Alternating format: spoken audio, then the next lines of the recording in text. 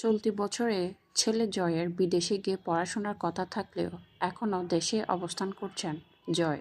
কোনো এক শোতে অপু বিশ্বাস বলেছিলেন ছেলে জয়কে আমেরিকা পাঠিয়ে দিবেন এই বয়সেই, এবং সেখানে অপু বিশ্বাস, শাকিব খান এবং জয় মিলে থাকবে জয়ের পড়াশোনার জন্য।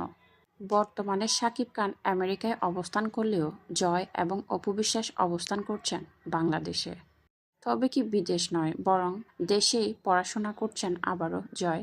গতকাল ছেলে জয়ের সাথে মা অপু বিশ্বাসের একটি দুষ্টু মিষ্টি ভিডিও ভাইরাল হলে সেখানে কমেন্ট বক্সে দেখা যায় অনেকে প্রশ্ন করছেন ছেলে কি এখনও বিদেশ যায়নি পড়াশোনা করতে, তবে কি দেশে আছেন ছেলে এবং অপু বিশ্বাস।